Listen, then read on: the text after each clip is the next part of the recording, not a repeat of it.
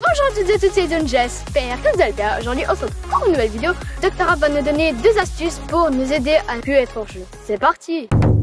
Voilà, alors aujourd'hui, vidéo consacrée au hors-jeu. Ellie, c'est quelque chose que tu connais depuis quelques saisons maintenant. Je vois encore qu'à votre âge, ben voilà, soit c'est le joueur qui est pas forcément juste puis qui se fait avoir, ou des fois c'est toute l'équipe qui est pas trop au clair avec tout ça, et puis qui se fait avoir avec cette règle du hors-jeu. Donc j'ai pensé que c'était important comme sujet, et puis ben, je vais essayer de te donner 2 astuces à travers mes explications pour te donner des idées un petit peu dans tes courses, dans tes appels, pour pouvoir surprendre tes adversaires et puis ne pas être hors-jeu. Et dans football. Souvent, ce qu'on peut observer, c'est qu'on est hors jeu pour diverses raisons. Voilà, l'attaquant qui a pas reçu sa balle dans la course comme il la voulait au bon moment, ben, il va dire c'est la faute du passeur. Ou après, il y a aussi le passeur qui dit bah, j'ai cru que tu partais, je t'ai fait la passe, mais t'es pas parti. Donc finalement, on s'est mal compris, on n'était pas coordonné, on va dire qu'on n'était pas dans le bon timing. Ce mot timing dans la règle de hors-jeu est très important. Vous devez être au clair entre vous les coéquipiers pour pouvoir essayer de surprendre cette défense. Parce que ce que je peux voir Ellie des fois dans tes matchs, ben, c'est vrai que tu as tendance à prendre la profondeur pour essayer d'aller marquer. Et puis le problème c'est que tu pars un peu trop vite. Quand je dis que tu pars trop vite, c'est que ton coéquipier, lui, il n'a pas encore regardé où tu étais. Il n'a pas pris l'information. Il est encore en train de regarder le ballon ou qu'est-ce qu'il va faire avec le ballon. Il n'est pas en train de te voir, toi qui es en train de partir dans la profondeur. Puis au moment où ben, il te voit, tu es déjà en position de hors-jeu. Et là, le timing n'est pas bon, tu es hors-jeu. Ça, c'est dommage.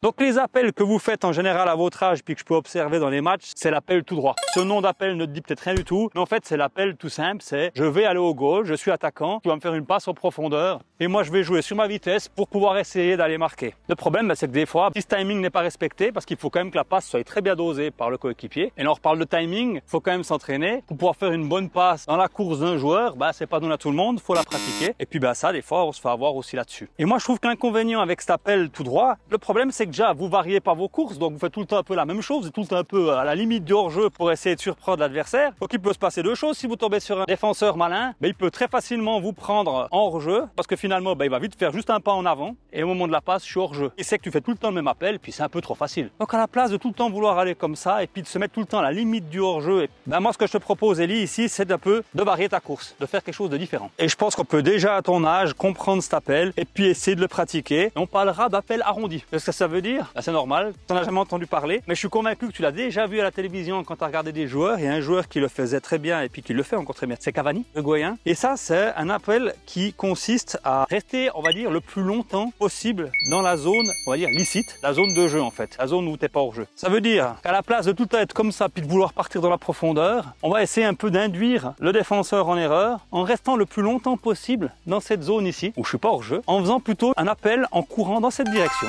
et d'attendre vraiment le dernier moment quand le passeur est prêt pour le timing pour plonger. Et là, quand la passe est faite dans le bon timing, bah, c'est beaucoup plus facile et c'est beaucoup plus difficile pour le défenseur pour l'avoir. Donc juste pour te donner un exemple, le défenseur, il sait que je vais à un moment donné vouloir plonger, mais il n'arrive pas à voir vraiment quand c'est que je vais pouvoir plonger parce qu'en fait, je cours vers lui. Et là, moi, je te vois, tu vas me faire la passe et c'est bon, je vais pouvoir y aller.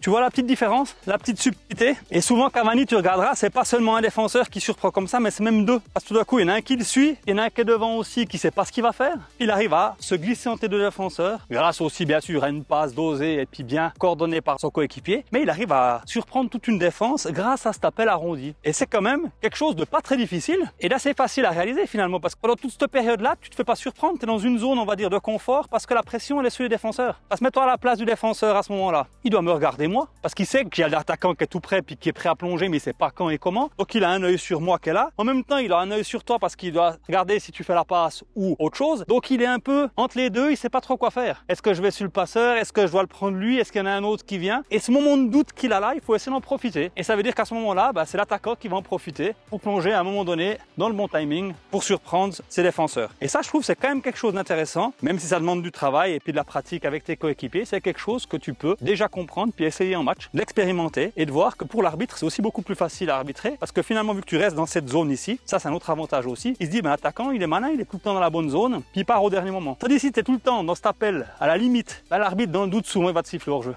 Donc tu vas en essayer quelques-uns pour pratiquer et puis après je vais te parler d'un deuxième appel qui est dans la lignée de celui-ci mais qui est tout à fait intéressant aussi. Voilà Ellie, alors ça c'était un premier appel, tu l'as bien fait, tu as compris le principe. Il y a un autre Uruguayen que j'aime beaucoup en tant qu'attaquant, que tu connais aussi Ellie, qui lui fait un autre style d'appel, mais qui est aussi très très malin et très intéressant. Tu connais qui est comme autre grand attaquant en Uruguay? Suarez. Suarez, oui. Alors Suarez, lui on le connaît, hein, c'est un attaquant de pointe, c'est vraiment le pur attaquant. Et j'ai trouvé qu'il avait un appel qui était très intéressant. Si tu regardes bien, c'est le genre de joueur qui lui il a plutôt tendance à rester souvent dans la zone de hors-jeu. Si tu regardes, l'action se passe de l'autre côté et puis il est dans le dos des défenseurs. Il se laisse un peu oublier là derrière, dans le dos des défenseurs et puis les défenseurs ils se disent bon il est derrière moi, de toute façon il est hors-jeu, je risque pas grand-chose. Alors c'est sûr qu'on sait toujours qu'avec Suarez, il y a un moment il y a un danger. Et lui c'est pour revenir dans la continuité de ce qu'on a fait avant, à un moment donné, avec son flair d'attaquant, il va revenir dans cette zone ici, licite, et puis il va passer devant le défenseur pour pouvoir faire un appel devant lui pour prendre la profondeur seulement à ce moment-là. Il ne le fait pas à n'importe quel moment, il le fait tout d'un coup à un moment donné où il voit que son partenaire, il est susceptible de pouvoir y faire une passe. Donc il sent le coup et à un moment donné il repasse devant et puis il part. Et ça franchement c'est assez fort de la part de Suarez, alors c'est pas le seul qui fait ce genre d'appel, mais je trouve que c'est assez malin et c'est dans la continuité de l'autre qu'on a vu tout à l'heure et je pense que c'est aussi quelque chose que tu peux essayer un petit peu pratiquer et franchement c'est très déstabilisant pour le défenseur. Qu'est-ce que t'en penses Mirko? C'est plutôt... Ouais, c'est vraiment ennuyeux pour le défenseur parce qu'il ne sait plus où regarder. Il doit déjà se concentrer sur son travail de hors-jeu pour tous les joueurs qui sont, on va dire, dans la zone encore de jeu. Puis il y a cet attaquant qui est là derrière qui ennuie tout le monde, qui est là. Il faut quand même avoir un œil sur lui, mais on ne sait pas qu'est-ce qu'il est en train de faire. Et effectivement, tout d'un coup, à un moment donné, il revient en jeu. Et puis, il fait cet appel qui est dévastateur et puis qui fonctionne. Il a marqué beaucoup de buts comme ça. Et ça, voilà, Suarez, je trouve que c'est vraiment quelque chose d'intéressant. Quelqu'un qui joue avec le hors-jeu, c'est son métier de pouvoir le déjouer. Et puis, je pense que tu es capable de faire ce genre de choses. Donc, je te propose aussi d'en faire quelques-uns pour pratiquer. Et ça te fera une arme de plus que tu pourras utiliser en match.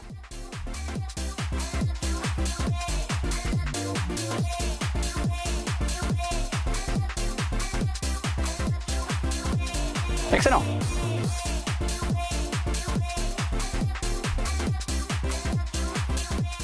Et donc voilà, c'est cette vidéo. Je remercie Hector Raphaël pour ses astuces. Moi, mon préféré, c'était l'astuce de Suarez. Et merci aussi à Mirko de nous avoir aidés. Ouais, Ellie, alors voilà, effectivement, c'était deux petites astuces. Il y a encore plein d'autres appels qui sont possibles pour déjouer ce hors-jeu. Mais je crois que c'était déjà deux appels intéressants à pouvoir essayer de mettre en pratique, d'essayer de les avoir en tête et puis savoir que ça existe. Et puis après, d'essayer. Et j'espère que vous aimez cette vidéo. Like et abonne-toi à ma chaîne et à mon Instagram qui est écrit juste ici. Et sur ce, ciao.